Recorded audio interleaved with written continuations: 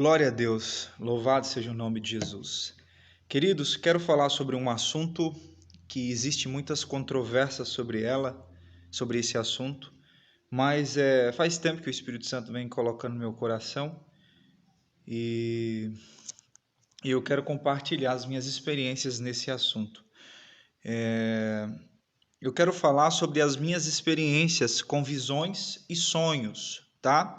Hoje eu vou falar sobre as minhas experiências com visões e sonhos e depois eu quero gravar um áudio como receber visões e sonhos, amém? Deixa teu like, um comentário, compartilha essa mensagem com o máximo de pessoas que vocês puderem, propaguem essa mensagem, se inscreva no meu canal, né? Fazendo assim, meus irmãos, vocês estão me ajudando a alavancar esse canal e além de tudo, como eu falo como João, é necessário que ele cresça e que eu diminua. Mas quanto mais relevância esse canal ganhar, mais a gente tem oportunidade de acessar as pessoas, né? O que a gente trata nesse canal é aquilo que Deus colocou no meu coração. Eu creio que eu não faço tudo, mas conforme o que Deus me deu como responsabilidade, eu posso agregar. Amém? Cada um de nós carregamos algo da parte do Senhor e a gente precisa esboçar, colocar isso para fora, tá bom?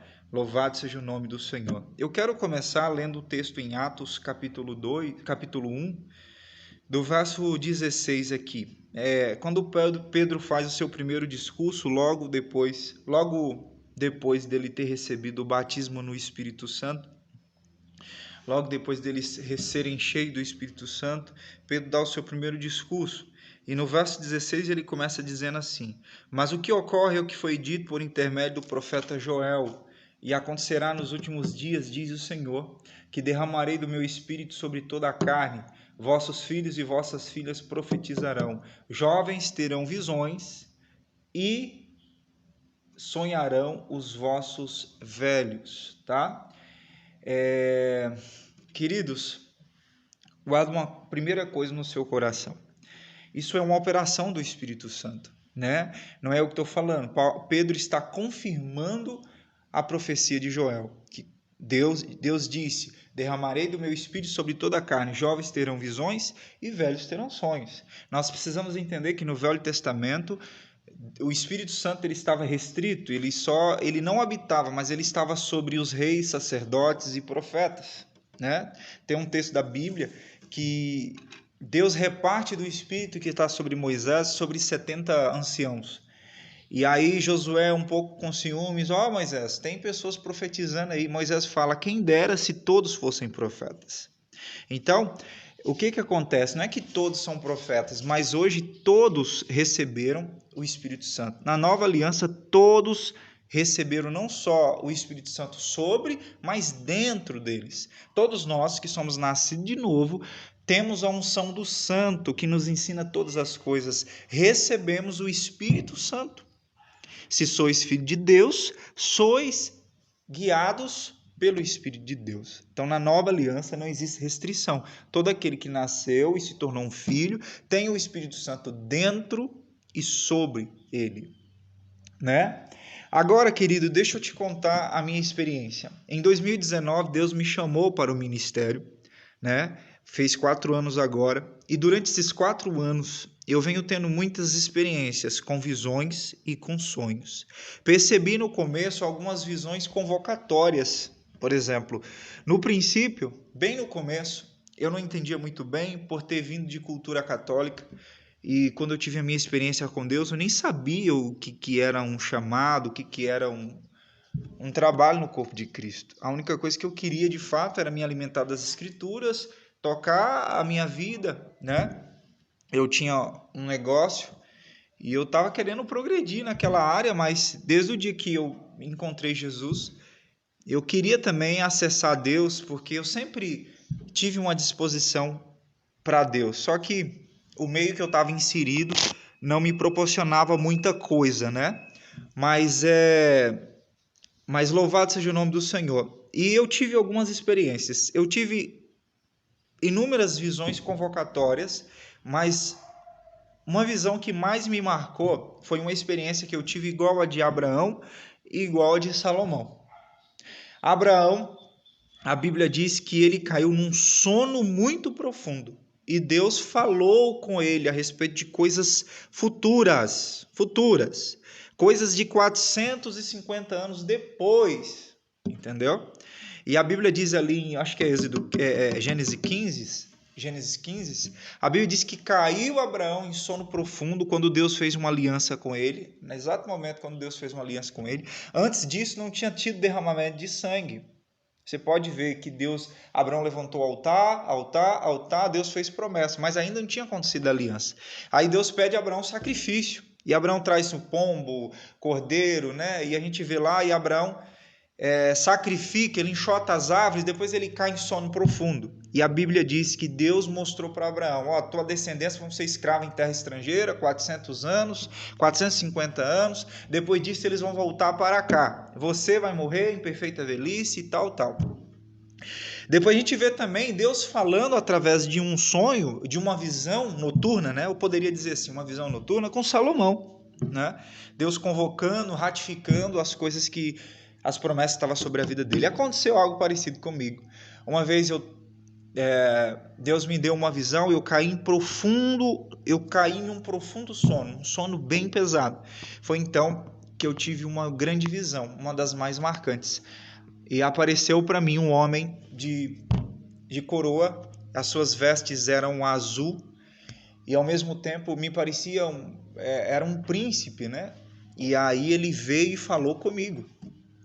E ele falou para mim, meu nome é Gabriel e eu vim da parte do Senhor, né? E eu falei, sim, mas o que você veio fazer aqui? Ele falou para mim, estenda a tua mão. Eu estendi a minha mão direita e ele falou, com a tua mão direita você tocará as plantas e elas receberão vida. Aí ele falou, estenda a tua mão esquerda. Quando eu estendi a minha mão esquerda, essa mão esquerda pegou fogo. E ele falou assim, atira. Quando eu atirei, saiu uma bola de fogo da minha mão. E quando essa bola de fogo tocava as pessoas eram tocadas com o poder de Deus, né? E foi muito assim diferente, porque de todas as visões noturnas que eu tive, essa parecia o próprio Deus falando comigo. E era o próprio Deus usando o teu anjo para falar comigo, como Deus falou com Abraão, como Deus falou com Salomão. Entendeu? Foi uma das visões mais marcantes. Eu tive inúmeras desses tipos de visões, que era Deus me convocando para um chamado privado. O que é um chamado privado? É quando Deus está te chamando para o preparo. João Batista cresceu no deserto, se robusteceu no deserto, até receber uma chamada pública.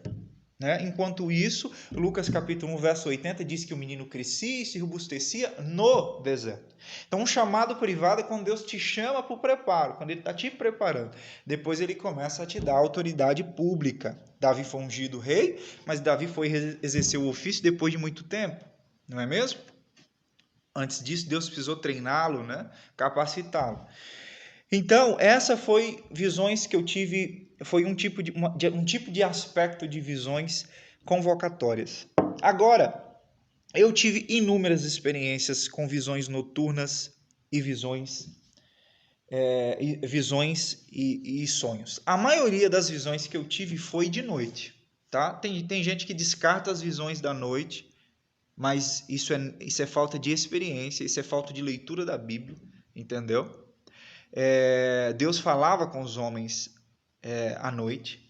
Não descarte as visões só porque você recebeu elas à noite. Não existe visões maior ou melhor. Eu tive uma visão aberta, então essa aí. Eu tive uma visão de dia, então essa é mais importante do que a visão da noite. Não. Todas as visões filtradas pela palavra, pautadas na palavra, são dignas de observação.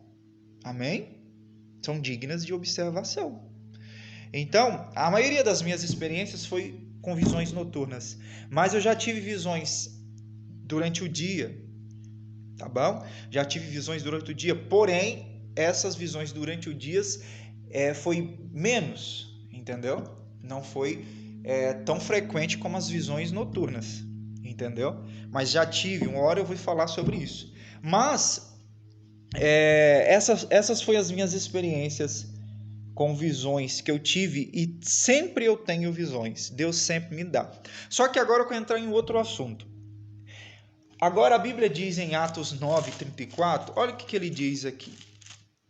Atos 9:31, errei, 31.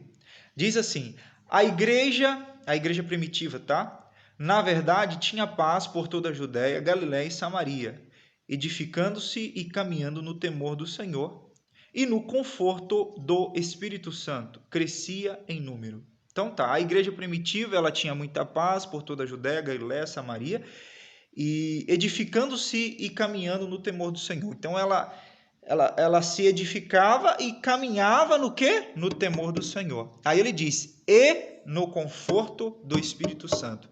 E essa igreja só crescia em número. É a igreja primitiva, né? Queridos, guarda uma coisa no seu coração. Um dia Deus me fez enxergar isso aqui. A igreja primitiva, ela andava no temor do Senhor, reverência, santidade. E depois a Bíblia diz, e no conforto do Espírito Santo. Essa palavra conforto aqui, no original, significa paracletos. Essa palavra paracletos tem um significado bem abrangente. Essa palavra paracletos, ela também tem, poderíamos definir ela como chamado a estar do lado, né? O Espírito Santo foi chamado a estar do nosso lado. Essa palavra paracletos também significa, no original, encorajador, consolador, exortador, né? Aquele que pleiteia a nossa causa, aquele que foi chamado a estar do nosso lado, né? Então, queridos, a gente, se você ler com cautela o livro de Atos, você vai ver inúmeras experiências. Pedro teve visões, né? Quando ele foi direcionado a pregar o evangelho para Cornélio. Paulo, quando Deus queria usá-lo para inaugurar a igreja em Filipos, Deus deu um sonho para ele. Ele estava indo para a Ásia, ele estava indo para a Ásia, apareceu um homem para ele, deu uma visão, e ele teve uma visão, um sonho. E nessa visão apareceu um homem de branco falando para ele, ajuda-nos, era da Macedônia. E ali nasceu a igreja de Filipos, né? Através de uma visão, de uma direção, através de uma visão noturna, entende? Então, a igreja primitiva, ela andava no paracletos de Deus, ela andava no consolo do Espírito Santo. Mas para que isso aconteça, a igreja precisa andar no temor. Quando você anda no temor, na reverência, na santidade, com toda certeza o Espírito Santo vai nos cercar com seus cuidados, né? Com a sua ajuda, com suas consolações, com as suas edificações e exortações. E eu creio, assim, que algumas dessas visões noturnas, elas vêm com esse intuito. Muitas vezes elas vêm para nos encorajar, muitas vezes elas vêm para nos exortar, muitas vezes elas vêm para nos edificar, entendeu? Então, tem momentos que Deus te exorta através de alguma visão, tanto noturna ou não, ou Deus te encoraja, ou Deus te edifica, entendeu? Que é o conforto do Espírito Santo, são os cuidados do Espírito Santo, né? E agora, a gente precisa entender uma outra coisa, a gente precisa saber separar os alertas que o Espírito Santo dá para nós, da palavra de sabedoria e de conhecimento, entendeu? O que é a palavra de sabedoria? Está lá em 1 Coríntios 12. A Bíblia diz que é um dom de revelação, é um dos dons de revelação. O que é a palavra de sabedoria? É a capacidade que Deus dá para alguns, não todos, tem alguns que têm mais frequentemente por conta de ofício. É quando Deus revela coisas futuras para você. Quando Deus mostrou para Abraão que a sua descendência ia ficar escrava, depois de 4 gerações, isso foi uma palavra de sabedoria. Abraão teve a capacidade de enxergar o futuro, que só Deus sabe o futuro. E palavra de conhecimento é o quê? É quando Deus revela coisas específicas relacionadas ao que está acontecendo agora ou que aconteceu no passado. Só que muitas vezes, as visões, as experiências que eu tive com o conforto do Espírito Santo, né? Eram visões exortativas. Por exemplo, o Espírito Santo me exortando, exortando quando eu estava ali um pouco passando por lugares desagradáveis ao Senhor. Deus me dava um sonho, me alertando, tipo, cuidado, não vai por esse caminho. Ou um sonho exortativo para que eu voltasse a jejuar, a orar, entendeu? Eu tive esses tipos de visões, entende? E eu creio que talvez você possa ter também. Só que isso não era uma palavra de sabedoria e nem de conhecimento. Isso era o conforto, a prevenção e os cuidados. A Bíblia diz que nós somos preservados pelo poder de Deus.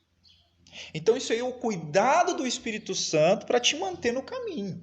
Agora eu conheço pessoas que às vezes teve uma visão exortativa com alguém, ali momentânea, circunstancial, às vezes Deus usou para você falar algo para o irmão, e o cara fica definindo a pessoa por aquela visão a vida inteira. Não, você não pode definir uma pessoa por um momento. Às vezes Deus te usou para falar algo para ele, para aquele momento, para aquele dia. Eu gosto de falar que essas visões são visões circunstanciais. Às vezes o cara está meio desanimado ali, Deus vai lá e te usa com uma palavra de encorajamento para ele, né?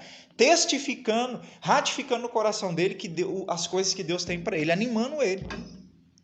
Aí às vezes tem gente que se empolga com isso, se agarra naquele sonho e fica a vida inteira. Não, Deus estava te encorajando. E muitas vezes o cara está muito empolgado.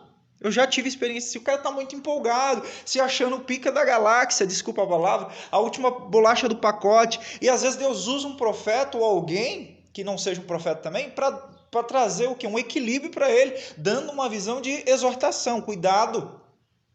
Isso tudo é paracletos, isso tudo é conforto do Espírito Santo. Por quê? Porque a igreja está andando no temor do Senhor. Entendeu? Isso é cuidado de Deus. O assunto vai ficar muito grande esse áudio, mas eu vou fazer uma série, tá bom? A respeito disso. Mas a gente vai continuar falando sobre isso. Um beijo no seu coração e se preparem, se aguardem para o próximo vídeo, Visões e Sonhos, tá bom?